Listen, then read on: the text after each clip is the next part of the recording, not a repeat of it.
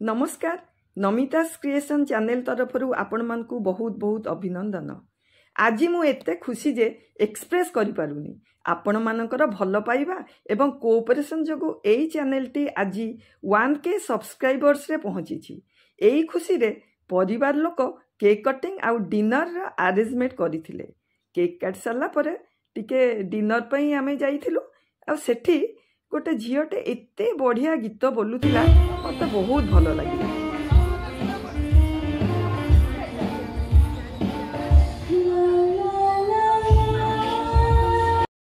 Lunch रे husband कर बरात मो हाथ तैयारी पणस तरकारी भाविली आपण मानक संगे मु एटा को शेयर करी। आज कौन पणस होउची? आज पणस तरकारी करिबा। अच्छा पणस को कट्टा काटी देइचो? काटी के ताको भल करी धोई देइची। तापरे एबे टिके गरम पानी रे प्रेशर रे लूण हल्दी पकई के गोटे सीटी बाजी गले काढी देबो बंद कर देबो। अच्छा टिके सिजेई दबा।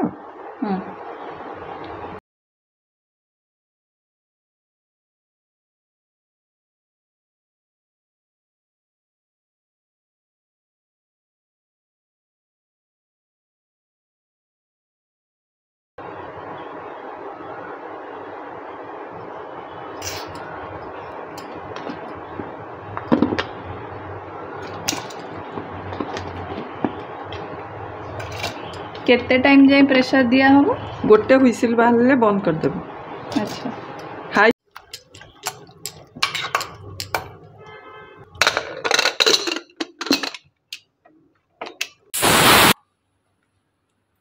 पणसर तरकारी पई आमे ग्रेवी करिबा। 2 टेबल स्पून धनिया पाउडर, गोटे टेबल स्पून जीरा पाउडर, गोटे table spoon meat masala powder, गोटे टेबल स्पून चिली पाउडर, गोटे table spoon Kashmiri chilli powder एटा कलर पे आमे पकेइबा। आउ 1/4 टीस्पून हल्दी पाउडर ता संगे किछि पानी पकेइकी भल भाव में मिसई दबा जेमति कि गोटे भल पेस्ट हो जिवो। आमे जेतेबेले मसला कसिबा आउ सी आउ पोड़ी जीवनी।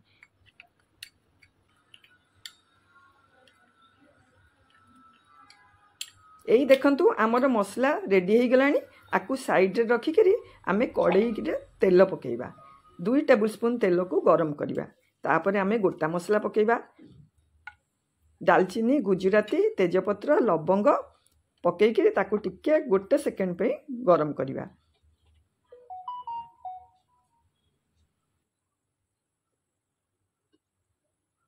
आमर गोटा मसला हो गलानी। एबे रसुण को टिकी टिकी काटिकी ताकू टिके गोटे सेकेंड पे आमे टिके फ्राई कर देबा।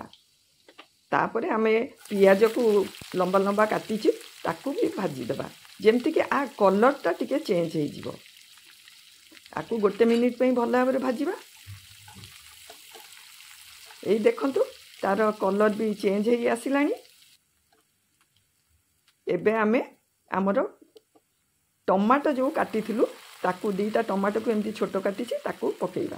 ता संगे भाजी दबा। टिके भाजी गला परे मु स्वाद अनुसार लूण पकाउची। लूण पकेइले टमाटो भल भाव में माने सिझी जीवो, तार मॉइस्चर बाहरिबो।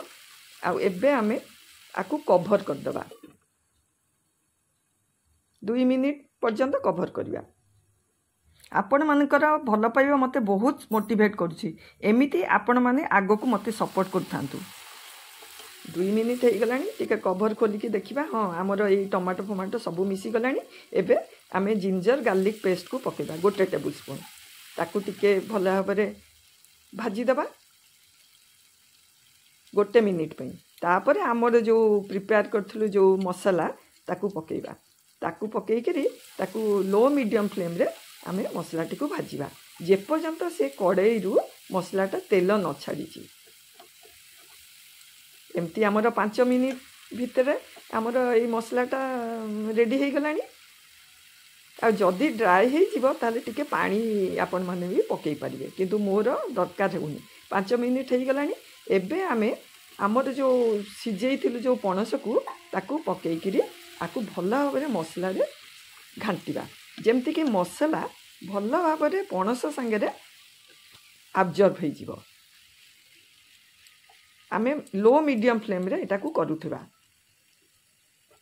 एमती हेले कौन कि पणस भल भाव कषि हो ताकू आम कभर करदे 5 मिनिट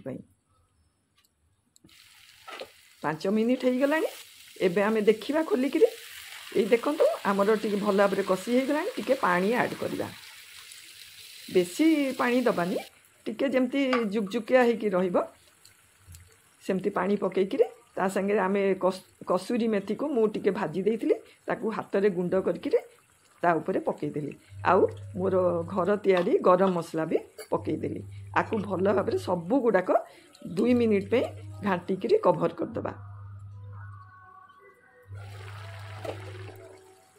ये देखंतु आमर यहाँ पूरा रेडी हो गलानी मु स्वादटा टिके भल लगे मु टिके चीनी पकाउछि ए चीनीटा हूँ आमर ऑप्शनल आपण माने पकई भी पारे नहले भी चलिबो तापरे टिके भल लगे गोटे टेबुल स्पून देसी घी आधे पकाउछि हेले आर बास्नाटा बहुत महकिबो आ पूरा मांस तरकारी परी लागिबो आपण माने एई स्टाइल पणस करंतु आ निश्चय आशा करूछि भल लागिबो।